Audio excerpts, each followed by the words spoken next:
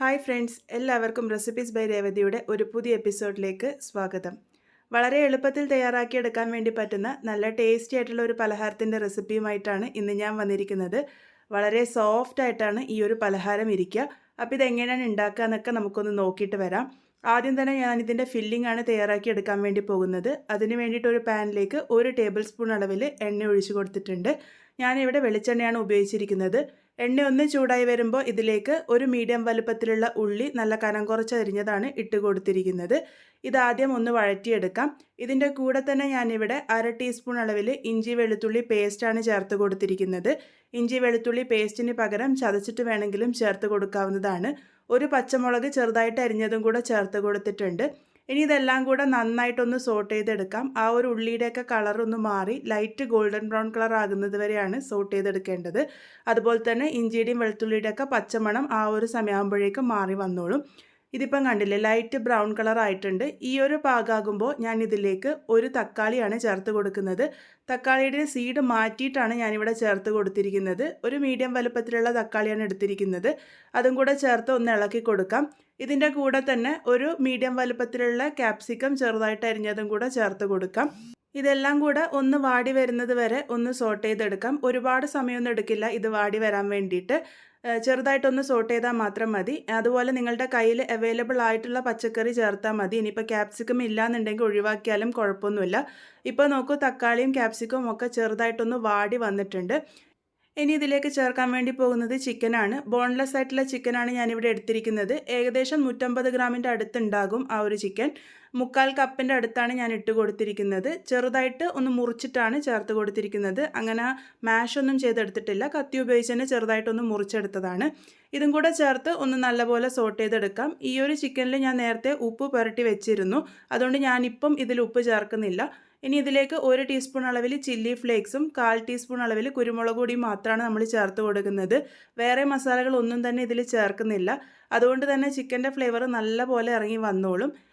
ആ ചിക്കൻ ഒന്ന് ചെറുതായി വെന്ത് വന്നതിന് ശേഷം മാത്രം ഉപ്പ് നോക്കിയിട്ട് വേണമെങ്കിൽ മാത്രം ഉപ്പ് ചേർത്ത് കൊടുക്കാം.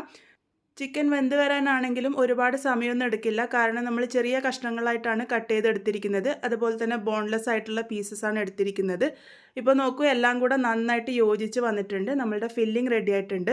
ഇനി ഇതിനായിട്ടുള്ള ബാറ്റർ തയ്യാറാക്കിയെടുക്കാം. അതിനായിട്ട് മിക്സറിൻ്റെ വലിയ ജാറിലേക്ക് ഞാനിവിടെ 2 മുട്ട ചേർത്ത് കൊടുത്തിട്ടുണ്ട്. മുട്ട റൂം ടെമ്പറേച്ചറിലായിരിക്കാൻ വേണ്ടിയിട്ട് ശ്രദ്ധിക്കുക. ഇനി ഇതിലേക്ക് ചേർക്കാൻ വേണ്ടി പോകുന്നത് പാലാണ്. 1/2 കപ്പും ഏകദേശം 1 ടേബിൾ സ്പൂണോളം പാലാണ് ഞാൻ ചേർത്ത് കൊടുത്തിരിക്കുന്നത്.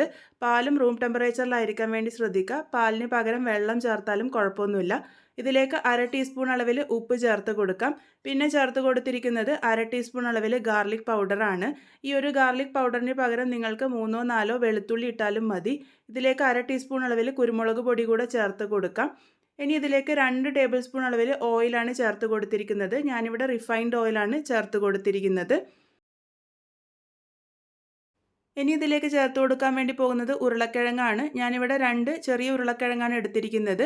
മീഡിയം വലുപ്പത്തിൽ നിന്നും കുറച്ച് ചെറുതായിട്ടുള്ള ഉരുളക്കിഴങ്ങ് 2 എടുത്താൽ മതിയാകും. ഏകദേശം 150 ഗ്രാം. അതൊന്ന് പുഴുങ്ങിയെടുത്തതിന് ശേഷം തൊലിയൊക്കെ കളഞ്ഞിട്ട് ഇതുപോലെ കൈ ഉപയോഗിച്ച് ഒന്ന് ചെറുതായിട്ട് ഉടച്ചിട്ട് നമുക്ക് ചേർത്ത് കൊടുക്കാം. ഇനി ഇതിലേക്ക് ആവശ്യമായിട്ടുള്ളത് മൈദയാണ്. 4 ടേബിൾ സ്പൂൺ അളവിൽ മൈദയാണ് നമുക്കിതിലേക്ക് ആവശ്യമായിട്ടുള്ളത്. ഇനി അഥവാ കൂട്ട് ഒരുപാട് ലൂസായെങ്കിൽ മാത്രം നമുക്ക് ആവശ്യത്തിന് മൈദ ചേർത്തിട്ട് കൂട്ടിൻ്റെ കൺസിസ്റ്റൻസി റെഡിയാക്കി എടുക്കാം. ഈ ഒരു 4 ടേബിൾ സ്പൂൺ മൈദ എന്ന് പറയുന്നത് കറക്റ്റ് പാകത്തിനാണ് എനിക്ക് കിട്ടിയിരിക്കുന്നത്. ഇനി ഇതിലേക്ക് 1 ടീസ്പൂൺ അളവിൽ ബേക്കിംഗ് പൗഡറും കൂടെ ചേർത്ത് കൊടുക്കുന്നുണ്ട്. ഈ ഒരു ബേക്കിംഗ് പൗഡർ നിങ്ങൾക്ക് ഒഴിവാക്കിയിട്ട് വേണമെങ്കിലും തയ്യാറാക്കി എടുക്കാവുന്നതാണ്. അത് ആ ഒരു ചെറുതായിട്ട് അതിൻ്റെ ഒരു ഫ്ലഫിനെസ് കുറയും, അത്ര മാത്രമേ ഉള്ളൂ. എന്തായാലും മുട്ടയൊക്കെ ചേർത്തതുകൊണ്ട് തന്നെ അത്യാവശ്യം സോഫ്റ്റ് ആയിട്ടാണ് ഈ ഒരു പലഹാരം ഇരിക്കുക. അപ്പോൾ അതായത് ഇതിപ്പോൾ ഞാൻ എല്ലാം കൂടെ നന്നായിട്ട് അരച്ചെടുത്തിട്ടുണ്ട്. ഈ ഒരു രീതിക്ക് വേണം നമ്മളുടെ കൂട്ടിരിക്കാൻ വേണ്ടിയിട്ട്. നല്ലൊരു ഫ്ലോയിങ് കൺസിസ്റ്റൻസിയിലുള്ള കൂട്ടാണ് നമുക്ക് ആവശ്യമായിട്ടുള്ളത്. ഇനി ഇതൊന്ന് സെറ്റ് ചെയ്തെടുക്കാം. അതിന് വേണ്ടിയിട്ട് ഞാനിവിടെ 7 ഇഞ്ചിൻ്റെ കേക്ക് ടിന്നാണ് എടുത്തിരിക്കുന്നത്. ഈ ഒരു കേക്ക് ടിന്നിൽ തന്നെ തയ്യാറാക്കണമെന്നൊന്നുമില്ല. നിങ്ങളുടെ കയ്യിൽ അവൈലബിൾ ആയിട്ടുള്ള പാത്രം ഉപയോഗിച്ചാൽ മതി. അതിൻ്റെ താഴെ ഞാനിപ്പോൾ ഒരു ബട്ടർ പേപ്പർ വെച്ച് ലൈൻ ചെയ്ത് കൊടുത്തിട്ടുണ്ട്. അതല്ലാന്നുണ്ടെങ്കിൽ എണ്ണ തടവിട്ട് മൈദ ഒന്ന് സ്പ്രെഡ് ചെയ്ത് കൊടുത്താലും മതിയാകും. അതിൻ്റെ മുകളിലേക്ക് ഏകദേശം പകുതിയോളം കൂട്ടൊഴിച്ച് കൊടുത്തിട്ടുണ്ട്. അതിനുശേഷം അതിൻ്റെ മുകളിലേക്കായിട്ട് നമ്മൾ തയ്യാറാക്കി വെച്ചിരിക്കുന്ന ആ ഒരു ചിക്കൻ്റെ മിക്സാണ് ഇട്ട് കൊടുക്കുന്നത്. അത് മുഴുവനായിട്ടും തന്നെ ഞാനിവിടെ ഇട്ട് കൊടുത്തിട്ടുണ്ട്. ഇനി ഇതിൻ്റെ മുകളിലേക്ക് ബാക്കിയുള്ള കൂട്ട് ഒഴിച്ചു കൊടുക്കുകയാണ് ചെയ്യുന്നത്. ഏകദേശം പകുതിയോളം കൂട്ട് താഴെ ഒഴിച്ചിരുന്നു. ബാക്കി പകുതിയോളം കൂട്ട് നമുക്ക് മുകളിലേക്കും ഒഴിച്ചു കൊടുക്കാം. ഇനി ഇതിൻ്റെ മുകളിലേക്കായിട്ട് ചീസാണ് ഇട്ട് കൊടുക്കുന്നത്. ചീസ് ഓപ്ഷനിലാണ്, ഇഷ്ടമുണ്ടെങ്കിൽ മാത്രം ഇട്ടാൽ മതി. ചീസും കൂടെ വരുമ്പോൾ ഇതിൻ്റെ രുചി ഒന്നും കൂടെ കൂടും. പിന്നെ കുട്ടികൾക്കൊക്കെ ഒരുപാട് ഇഷ്ടമാവും. അതുകൊണ്ട് മാത്രമാണ് ചേർത്ത് കൊടുത്തിരിക്കുന്നത്. ഇതിൻ്റെ മുകളിലേക്ക് കുറച്ച് ചില്ലി ഫ്ലേക്സ് ചേർത്ത് കൊടുക്കാം. ഈ ചേർക്കണതൊക്കെ ഓപ്ഷനിലാണ്, ഇഷ്ടമുണ്ടെങ്കിൽ മാത്രം ചേർത്താൽ മതി. പിസ്സ സീസണിംഗ് ആണ് ഞാനിവിടെ ചേർക്കാൻ വേണ്ടി പോകുന്നത്. അതും കയ്യിൽ അവൈലബിൾ ആയിട്ടുണ്ടെങ്കിൽ മാത്രം ചേർത്ത് കൊടുത്താൽ മതി, ഒഴിവാക്കിയാലും കുഴപ്പമില്ല. ഇനി ഇത് ബേക്ക് ചെയ്തെടുക്കാനാണ് പോകുന്നത്. ഞാനിവിടെ സ്റ്റവിൻ്റെ മുകളിലാണ് ഓവൻ സെറ്റപ്പ് ഉണ്ടാക്കിയിരിക്കുന്നത്. ഇതാദ്യം 5 മിനിറ്റ് നേരം ഹൈ ഫ്ലെയിമിൽ വെച്ചിട്ട് ഒന്ന് ചൂടാക്കി എടുത്തിരിക്കുന്ന ഓവൻ സെറ്റപ്പാണ്. നേരത്തെ ഓവൻ സെറ്റപ്പ് എങ്ങനെയാണ് തയ്യാറാക്കുക എന്നൊക്കെ പറഞ്ഞിട്ടുണ്ട്. അപ്പോൾ അത് ഞാനിവിടെ വീണ്ടും എക്സ്പ്ലെയിൻ ചെയ്യുന്നില്ല. ഞാനിവിടെ ആ ഒരു പാത്രം ഇറക്കി വെച്ചിട്ടുണ്ട്. ഇനി ഇത് അടച്ച് വെച്ചിട്ട് മീഡിയം ടു ലോ ഫ്ലെയിമിൽ വെച്ചിട്ട് 30 മുതൽ 35 മിനിറ്റ് നേരത്തേക്കാണ് ബേക്ക് ചെയ്തെടുക്കേണ്ടത്. ഒരുപാട് ഹൈ ഫ്ലെയിമിൽ വെക്കണ്ട, എന്നാൽ ഒരുപാട് ലോ ഫ്ലെയിമിലും വെക്കണ്ട. ഒരു മീഡിയത്തിൻ്റെയും ലോൻ്റെയും നടുക്കായിട്ട് വെച്ചാൽ മതി. ഇപ്പോൾ ഏകദേശം 35 മിനിറ്റ് ആയിട്ടുണ്ട്. ഇത് കറക്റ്റായിട്ട് വെന്ത് വന്നിട്ടുണ്ട്. ഇത് നല്ലപോലെ ചൂടാറി വന്നതിന് ശേഷം വേണം നമ്മളിത് ഡീമോൾഡ് ചെയ്തെടുക്കാൻ വേണ്ടിയിട്ട്. അല്ലാന്നുണ്ടെങ്കിൽ ചെറുതായിട്ട് പറ്റിപ്പിടിക്കാനുള്ള സാധ്യതയുണ്ട്. ഇപ്പോൾ ചൂടൊക്കെ നന്നായിട്ട് ആറി വന്നിട്ടുണ്ട്. അതിൻ്റെ സൈഡിൽ നിന്നൊന്ന് ഞാൻ കത്തി ഉപയോഗിച്ച് ചെറുതായിട്ട് വരഞ്ഞതിന് ശേഷം നമുക്കിത് ഡീമോൾഡ് ചെയ്തെടുക്കാം. നമ്മൾ താഴെ ബട്ടർ പേപ്പർ വെച്ചുകൊണ്ട് തന്നെ ഒട്ടും തന്നെ ബുദ്ധിമുട്ടില്ലാതെ ഡീമോൾഡ് ചെയ്തെടുക്കാൻ വേണ്ടി പറ്റിയിട്ടുണ്ട്. ഇനി ഇത് കട്ട് ചെയ്ത് സെർവ് ചെയ്യാം. ചൂട് നല്ലപോലെ ആറി വന്നതിന് ശേഷം മാത്രം കട്ട് ചെയ്താൽ മതി. ഞാനിപ്പോൾ ഇതിൻ്റെ ചൂട് ചെറുതായിട്ട് ഉണ്ടാകുമ്പോഴാണ് കട്ട് ചെയ്തത്. അതുകൊണ്ട് ചെറുതായിട്ടൊരു പറ്റലുണ്ടായിരുന്നു. അപ്പോൾ ഇതാ നല്ല സോഫ്റ്റ് ആയിട്ടുള്ള നമ്മളുടെ പലഹാരം ഇവിടെ റെഡി ആയിട്ടുണ്ട്.